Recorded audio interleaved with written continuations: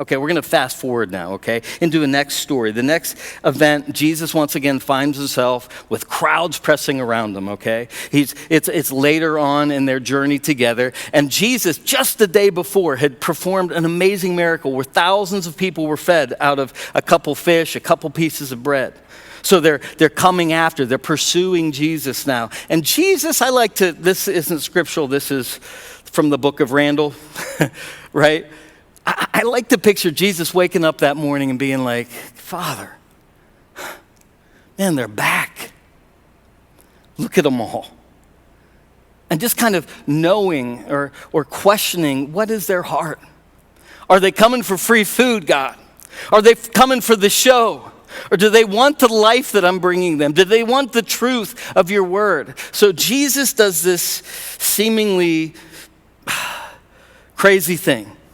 Right? In our context, it would be the thing that you don't do. If the church is growing, you do a fundraising campaign, you build a building, right? You start discipling right away. Jesus pulls out a message from the archives that he had been saving, right?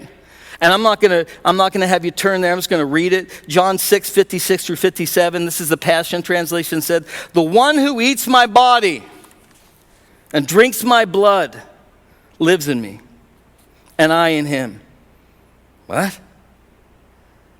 "The Father of life sent me, and he is my life, and the same one who feeds upon me, I'll become his life."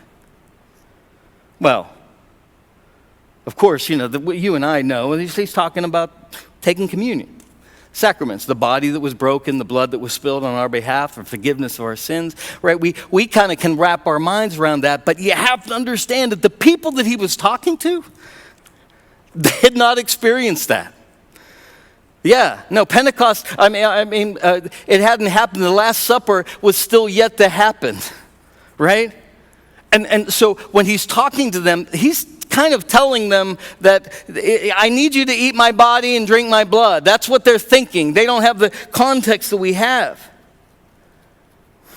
This was a message intended to check the people, to check their heart, to check if they were falling for free meals or for a good word. Or in fact, they were willing to lay everything down like Peter and the rest of the disciples. This is a kind of rubber meets the road kind of a message for Jesus.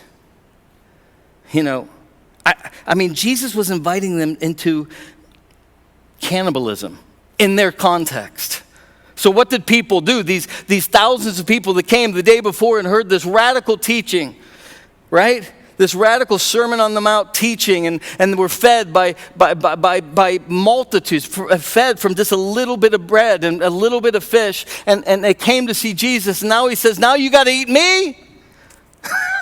They're like, okay, fish isn't on the menu today. I'm out. Hey guys, you want to get going? Right? So everybody departs. Everybody leaves. And then Jesus turns to the disciples. He said, will you leave me too? And Peter, always the first to speak up, right? He says, I have nowhere else to go. I have nowhere else to go. I forsook everything to follow you. Where would I go, Master? When we withdraw into the first scenario, and I shared with you the understanding that his sacrifice to leave everything behind, to forsake everything, and put him in the position where he had no other alternative but to be with Jesus, right? He had no other alternative than to stay with the course. He had seen too much. He had felt too much. He had heard too much truth, that no matter how bad it got, whether it felt like this couldn't happen if he was God. How could he ask us to do this? His promise to follow through, his promise to stay committed, his promise to forsake all other things comes alive. I think this is the relationship. This is kind of like what discipleship for me looks like. When we walk with Jesus, Jesus is constantly getting us to go through all our opportunities, right? Until he's the last one standing. He allows us to now, of course, Jesus wants to take the easiest path that he has for us. But in our stubbornness, in our wanting to control, our wanting to drive the boat or drive the car, right? We go our own ways, and Jesus remains with us.